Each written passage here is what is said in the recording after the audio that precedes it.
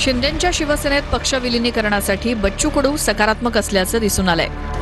शेतकरी आणि दिव्यांगांचं भलं होत असेल, न्याय मिळत असेल तर शिंदेंसोबत जायला हरकत काय, असं बच्चू कडू म्हणालेत।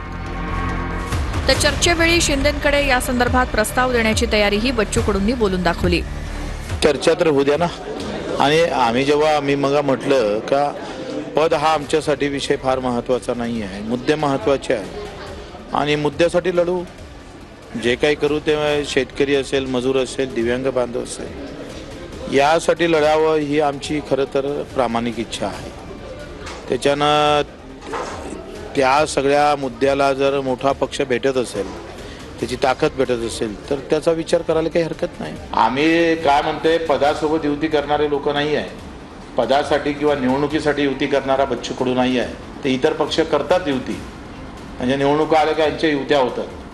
बच्चू कडूची जी काही युती आहे ती मुद्द्यासोबत असेल, मुद्दा असेल तरच मग आम्ही समोर पावलं टाकू।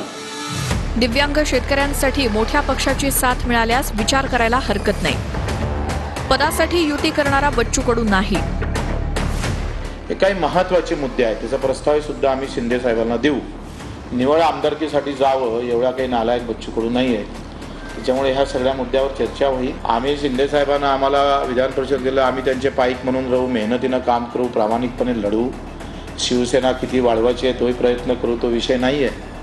त्याच्यापेक्षा महत्त्वाचा विषय आहे की आम्ही जेवढं मायबापाने मानतो तेवढंच आम्ही दिव्यांग आणि शेतकरी मजुरांना मानतो।